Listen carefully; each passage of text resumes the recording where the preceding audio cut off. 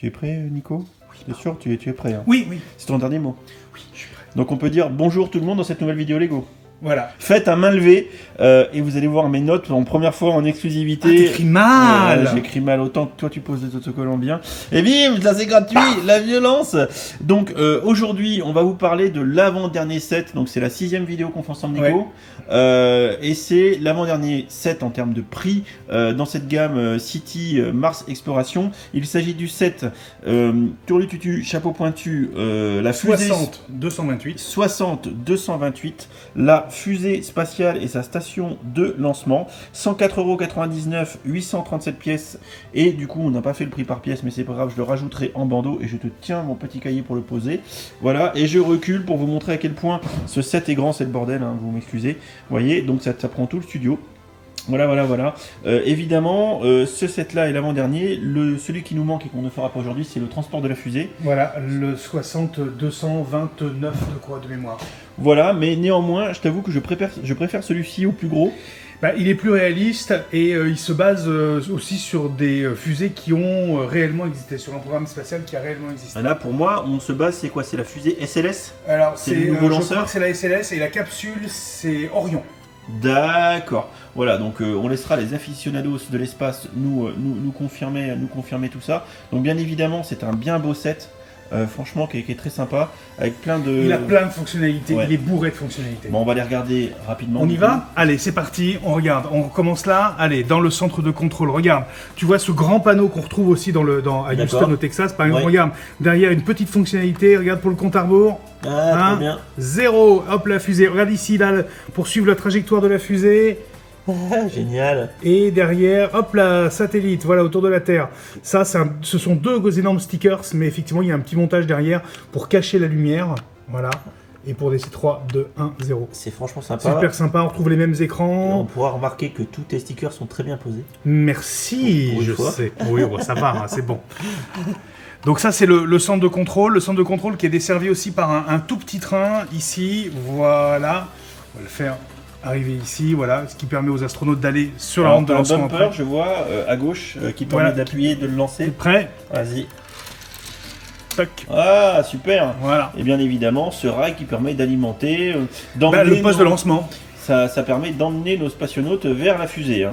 Exactement. Donc on a encore du petit drone, je vois. On a encore du petit, alors qui n'est pas vraiment un drone, qui est plutôt quelque chose qui roule sur Terre. C'est un mini rover. Ouais, c'est un mini rover. Celui-ci, alors en termes de drone, on a peut-être ce robot-là qui serait un robot volant, peut-être, puisqu'il irait, lui, toujours scruter, encore une fois, scanner les matériaux et prouver qu'il y a bien des géodes. On a encore la fonction scan sur les géodes. Voilà, ici. On est d'accord. On a toujours les deux géodes à côté. Le petit rover qui ressemble énormément au vrai rover dans la réalité, avec des fonctionnalités au niveau des roulettes qui permettent vraiment d'être très très contrôlables. On est d'accord. Launchpad. Toujours, voilà. Le petit sticker Launchpad ici qui est très sympa. Il est là-bas. Tu as le testing facilities ici. Donc là, je pense qu'il y a plutôt des tests, etc. de matériaux, tout ça qui seront dans ces environs-là. Oui. Et la fusée au bout, la fusée des fonctionnalités. Alors une super fonctionnalité, notamment quand elle décolle. On la décolle maintenant. Vas-y, fais la décoller. Allez, quand elle décolle maintenant, regarde, t'es prêt? Et hop là, la rampe s'enlève grâce à un ingénieux système de basculement. On va la refaire et on va faire un quart de tour au système, effectivement. Alors elle se rack, hein, vous venez de le voir, quand on la... Vas-y, tourne encore. À 90 degrés, voilà. Et vas-y, fais un décollage. 3, 2, 1, ignition. Effectivement, les rampes et les systèmes, d'amarrage. Et petit détail, les flammes aussi. Ah ouais. Les flammes ou les jets d'eau, plutôt les jets d'eau, pour éteindre leur... Non, je pense que ce sont des flammes. Des flammes, d'accord. Oui. Et ici, tout le système qui permet d'alimenter, j'imagine, en carburant, en fluide, la nourrice, en fait. En fluide, tout ça, la fusée. Je te laisse la reposer sur son dock. C'est très stable, hein, c'est très stable. Aucun problème, ça bouge pas. C'est vraiment très bien fait. Tu peux lui faire un petit quart de tour.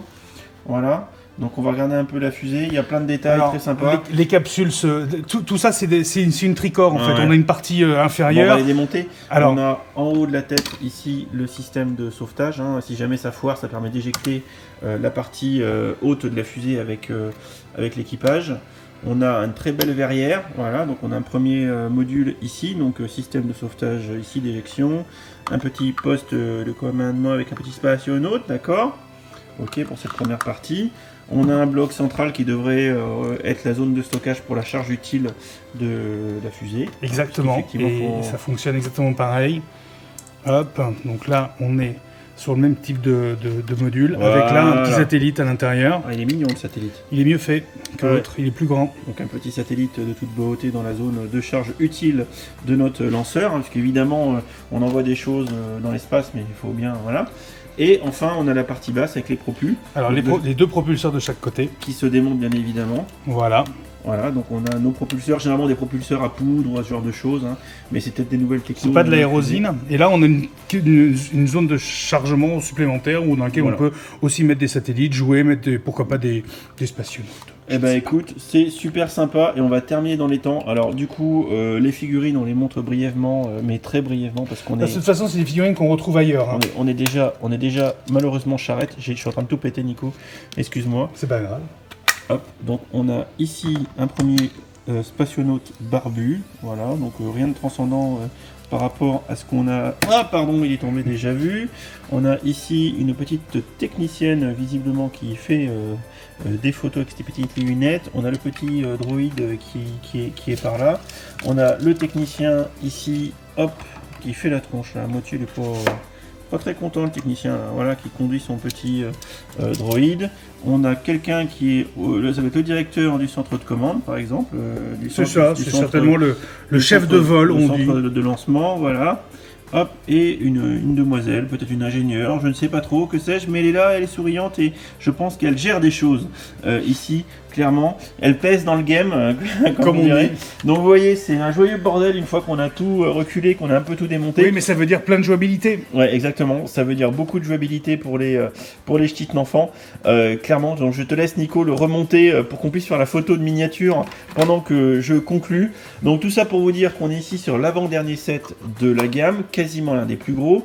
Un avec le lanceur, la station de lancement, un petit rail de comment dire, de train de desserte. De train, mais j'allais dire plutôt de montagne russe, mais c'est pas grave.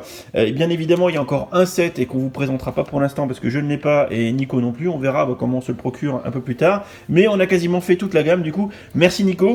Merci Dim, merci à toi. Et puis on dira aussi merci à Epicure qui t'a permis de te proposer toutes ces boîtes. Donc, et toutes ces boîtes qui seront en exposition dans la vitrine de France Bleu Berry, la radio où j'ai la chance de travailler, à Châteauroux. 10 rue de la République à Châteauroux. Voilà, donc ça vous permettra de voir tout ça en vrai. J'espère que la vidéo vous a plu, qu'elle vous a permis de découvrir ces sets un petit peu de visu. Alors là, j'assume sur le fait qu'on est un peu à l'arrache pistache, hein, mais c'est pas grave, vous m'en voudrez pas. Je préfère vous présenter la vidéo que ne pas vous la présenter, hein, quand même, hein, c'est plus sympa. Et puis bon, on a fait un petit freestyle hein, pour cette dernière, parce que je vous avoue que ça fait 1 heure qu'on enchaîne comme des oufs. Et qu'on avait mal aux genoux. Et qu'on avait mal aux genoux parce que je vous rappelle qu'on a tourné toutes les vidéos, les 6 à la suite. Exactement. Voilà, donc on n'en dira pas plus, on vous laissera dire ce que vous pensez de ce set, si vous pensez qu'il faut l'acheter, pas l'acheter, on en discutera dans les commentaires, néanmoins c'est un très beau set. C'est une très belle boîte, et oui, moi je pense qu'il faut l'acheter parce que sur un concept espace, oui ça très bien, ça fonctionne bien. Après moi je vous conseillerais peut-être juste d'attendre un tout petit peu qu'elle baisse, pour la trouver un petit peu moins chère. 109 €, oui. Voilà. À mon avis, je pense que c'est une boîte qu'on va retrouver facilement à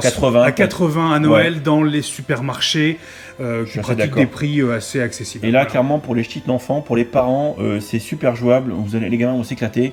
Je suis pas très inquiet. C'est très solide en plus. C'est de bonne facture, de bonne construction. Disons qu'on est d'accord, on recule pour du Lego City. C'est du beau Lego City. Exactement.